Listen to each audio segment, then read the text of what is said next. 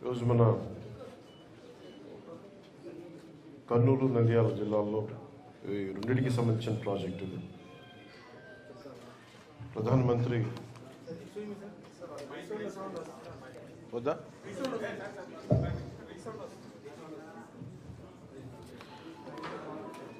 అందరికీ నా హృదయపూర్వక నమస్కారాలు. పాత్రికేయ సోదరులందరికీ, పాత్రికేయ సోదరీమణులకి.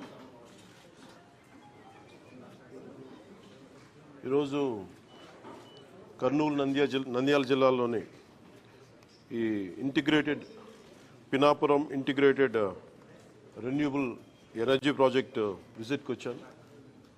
ప్రత్యేకించి wind, solar, hydro, fossil fuels నుంచి యూజువల్ మన కోల్ ఇవన్నీ స్టాండర్డ్ ఇవి కాకుండా గ్రీన్ ఎనర్జీ, పొల్యూషన్ తక్కువ ఉండి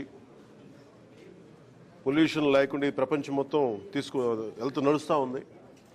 ఇలాంటి దిశలో, ఇలాంటి పరిస్థితుల్లో ఆంధ్రప్రదేశ్కి Greenko company is well known for గత 15 సంవత్సరాలుగా ఇట్స్ రెన్యూబుల్ ఎనర్జీస్లో వాళ్ళు చాలా ప్రతిష్టాత్మకమైన కంపెనీ. అది 15 సంవత్సరాల క్రితం ఇది అనిల్ చల్మల్ శెట్టి గారి ఆధ్వర్యంలోను, అలాగే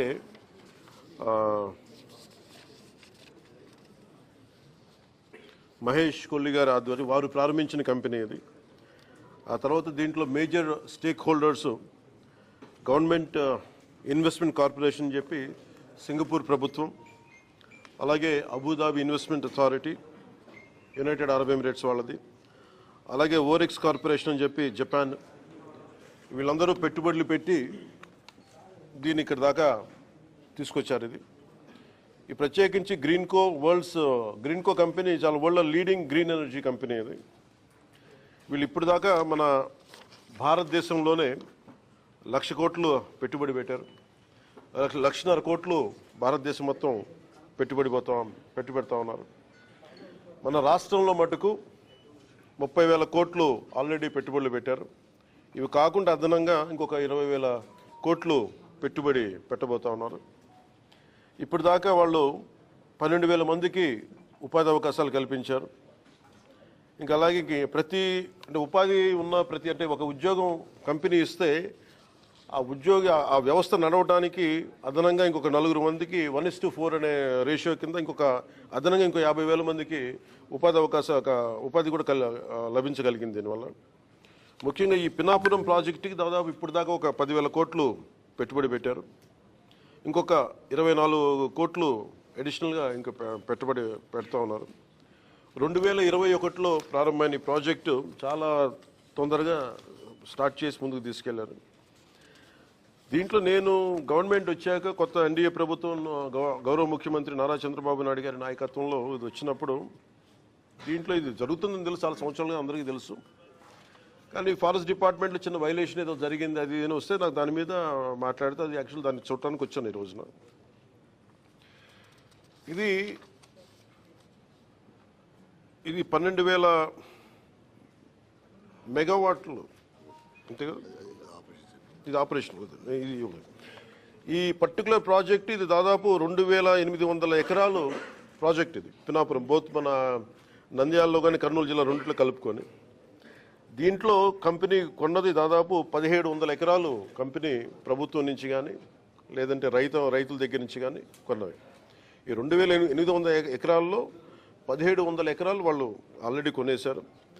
దాంట్లో 365 రెవెన్యూ ల్యాండ్, దాదాపు 1,453 ఎకరాలు రెవెన్యూ ల్యాండ్ని వీళ్ళు కొనేశారు. దీనివల్ల ప్రత్యేకించి మన కర్నూలు ఈ నంద్యాల భూముల్లో రాళ్ళు రప్పలు ఉండి వ్యవసాయానికి ఏమాత్రం ఒక పనికిరాని అంటే నిరుపయోగం అంటే బలంగా వ్యవసాయం చేయలేని భూముల్లో ఇది గౌరవ ముఖ్యమంత్రి నారా చంద్రబాబు నాయుడు గారు గత కొన్ని సంవత్సరాలుగా గత 2 దశాబ్దాలుగా ప్రత్యేకించి ఐటీ తర్వాత ఆయన ఫోకస్ చేస్తుంది గ్రీన్ ఎనర్జీ మీద.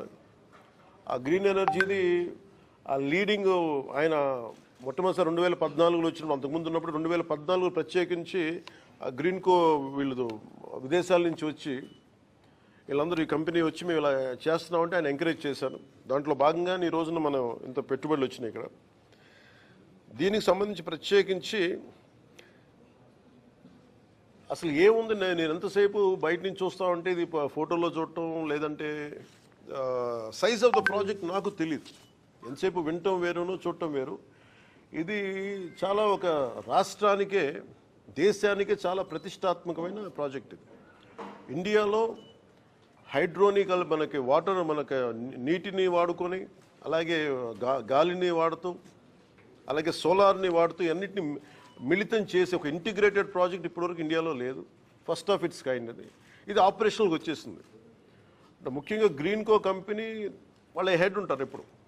అంటే ఈయన చాలా చిన్న స్థాయి నుంచి వచ్చిన వ్యక్తి. ఈయన ఒక విద్యార్థిగా స్టార్ట్ అయ్యి మన యూకే లాంటి చోట్ల పనిచేస్తూ ఆయన విజన్ ఈ రోజున దాదాపు భారతదేశానికి 2.5 లక్షల కోట్లు పెట్టుబడి తీసుకురాగలిగారు ఆయన ఈ రోజు.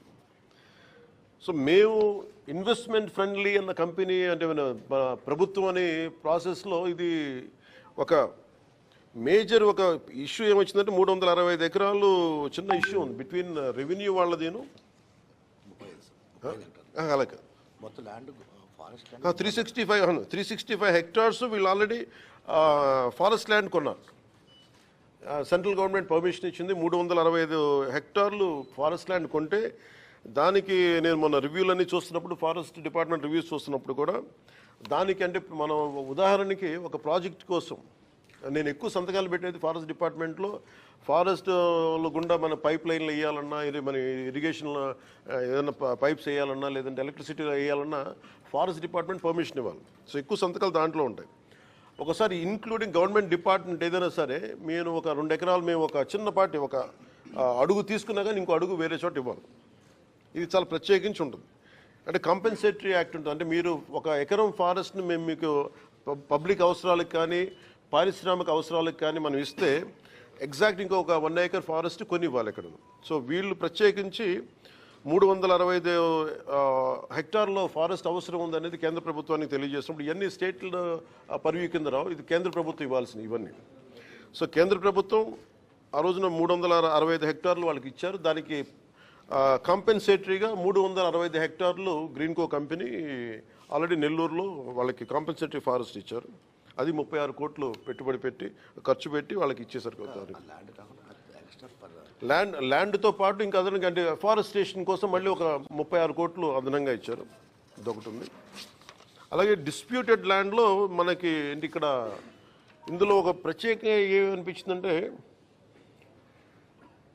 రెవెన్యూ డిపార్ట్మెంట్ 45 హెక్టార్లు ఇది ఇష్యూ ఏముందంటే ఫారెస్ట్ డిపార్ట్మెంట్కి రెవెన్యూ డిపార్ట్మెంట్కి చిన్న ఇష్యూ ఉంది. ఈ 45 హెక్టార్లు ఇది రెవెన్యూ డిపార్ట్మెంట్ అని చెప్పేసి రెవెన్యూ వాళ్ళ దగ్గర ఉంది. ఈ దీంట్లో మొత్తం అప్పుడు ప్రభుత్వం ఇచ్చేసినప్పుడు మొత్తం సవ్యంగా ఇచ్చేశారు. 45 హెక్టార్లు ఇచ్చేశారు భూమి. ఇస్తున్నప్పుడు దాంట్లో ఈ dispute between forest department and revenue డిపార్ట్మెంట్లో 45 హెక్టార్లు మీద మాదా ఉంది. ఇది 1962 నుంచి దాంట్లో ఒక 10 ఎకరాలు 12 ఎకరాలు పట్టాలు కూడా ఇచ్చేశారు. అప్పుడు సక్సెసివ్ గవర్నమెంట్స్ అని 1980 దాకా ఇచ్చుకుంటూ వెళ్ళారు. దీంట్లో వైలేషన్ ఉంది లేదు 45 హెక్టార్లు డిస్ప్యూటెడ్ ఆల్రెడీ వాళ్ళు ఇచ్చేశారు. మన రెవెన్యూ శాఖ ఇచ్చేస్తుంది. మిగిలిన 11 ఎకరాలు 49 సెంట్లు మటుకు రైతుల దగ్గర తీసుకున్నారు. అది ఈ ఇది వర్క్ స్టార్ట్ చేసేటప్పుడు ఇది ప్యూర్లీ రెవెన్యూ ల్యాండ్ కిందే ఉంది, ఫారెస్ట్ ల్యాండ్ కాదనేది పని చేసేటప్పుడు ఇది డిస్ప్యూట్ బయటకు వచ్చింది. అది నేను ఛార్జ్ తీసుకున్నప్పుడు నా దృష్టి నేను అప్పటి నుంచి దీని మీద మాట్లాడుతూ ఉంటే ఇది నేను మొత్తం పరిశీలించడానికి వచ్చాను ఈ రోజున.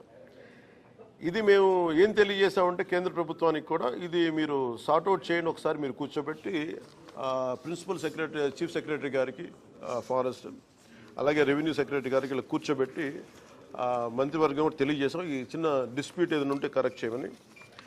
ఇది ఏమైపోతుంది, నేను ఈ సైజ్ ఆఫ్ ద ప్రాజెక్ట్ చూసినప్పుడు నాకు ఒకటే అనిపించింది, ఆఫీసుల్లో కూర్చొని రివ్యూ చేయడానికి సైట్లో కూర్చొని రివ్యూ చేయడానికి ఒకవేళ ఏదన్నా ఒక వైలేషన్ ఏదైనా ఉన్నా కానీ యాజ్ ఆన్ టుడే నాకు ఇది డిపార్ట్మెంటల్ ఇష్యూ, ఇది అది సార్ట్అవుట్ చేసుకుంటే అసలు అది కూడా ఉండదు.